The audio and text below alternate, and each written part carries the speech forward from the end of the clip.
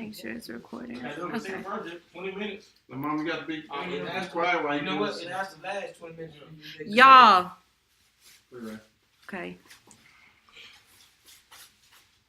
Now, can everybody see my visual aid? Yes, Yeah. ma'am. Okay.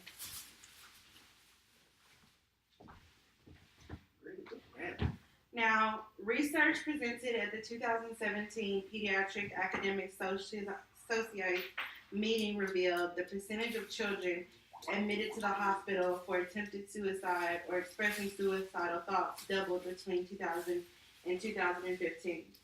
I've lost a very young and close friend of our family to social media bullying without any intervention. I am here to persuade you guys that it's necessary for social media platforms to actually verify minors' ages or anyone creating social accounts and to require parental monitoring for any adults or any children under 18. Bullying has become common in schools for many generations. In saying so, social media has been taking bullying to another level. And nowadays, it's not a way to escape the cruelness of cyberbullying. The rate of juvenile suicides is increasing, and we must ask ourselves, what are we doing to prevent it, and why is this so common? The required legal age of social media platforms is 13 years old.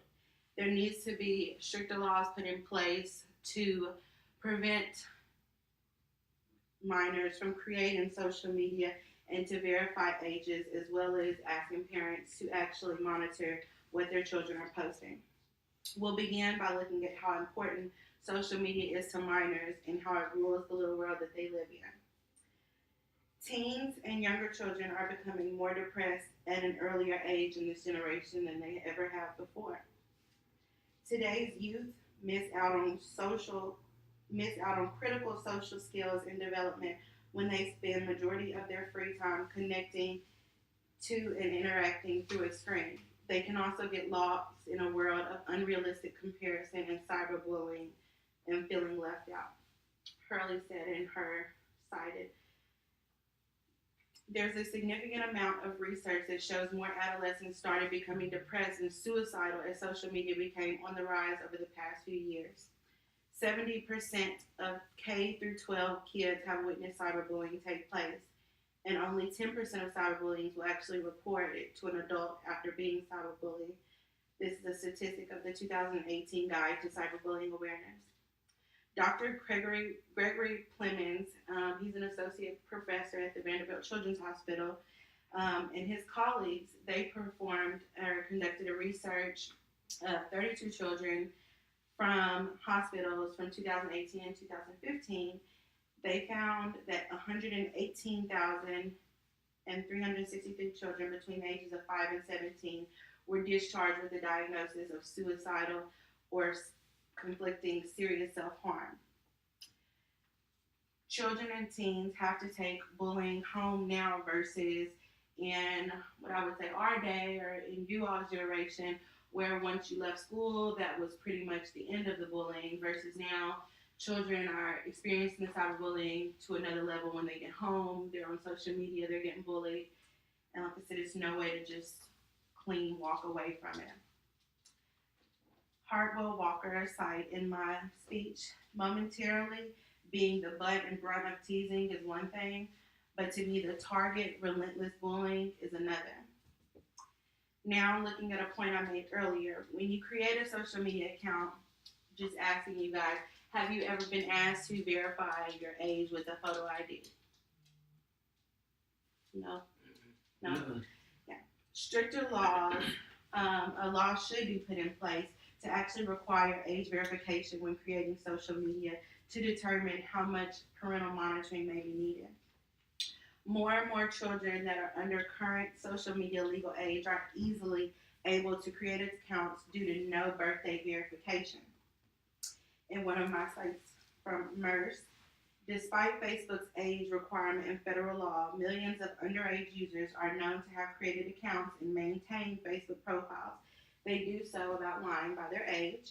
In 2012, published reports estimated that 7.5 million children had Facebook accounts, of the 900 million people who were using the social network. And I know this may be inconvenient for parents to have to check and monitor their child's social media accounts, but it's actually preventing a lot of cyberbullying that parents might not be aware that their child are participating in or that their child may be a victim of. Facebook is also working on a system that would allow children under 13 to create an account that's linked to their parents' account.